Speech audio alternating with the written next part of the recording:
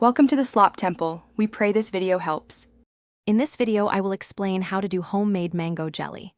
First, you'll want to gather your ingredients, including ripe mangoes, sugar, and pectin. Next, prepare your mangoes by peeling and dicing them. Then, combine everything in a pot and cook until it reaches the correct temperature for setting. Finally, pour the hot jelly into sterilized jars, ensuring a proper seal for storage. It's a simple and rewarding process. To begin, select about 3 to 4 ripe, firm mangoes. These will give your jelly the best flavor and texture.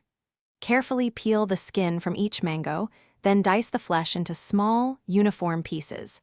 This helps them cook down evenly. You'll need approximately 3 cups of prepared mango for a standard batch of jelly, so measure accordingly before moving to the next step. Now, combine your prepared mango, sugar, and pectin in a large, heavy-bottomed pot. Stir everything together well.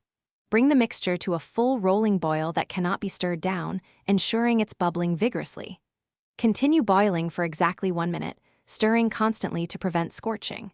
After 1 minute, remove the pot from the heat and carefully skim off any foam that has risen to the surface. This ensures a clear, beautiful jelly. For the final step, sterilize your canning jars and lids by boiling them in water.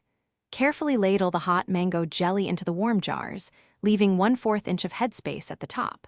Wipe the jar rims clean with a damp cloth to ensure a perfect seal. Place the lids and bands on tightly, then process the sealed jars in a boiling water bath for 10 minutes. This creates a vacuum seal, preserving your delicious homemade mango jelly. Thanks for watching. Consider subscribing if we helped you.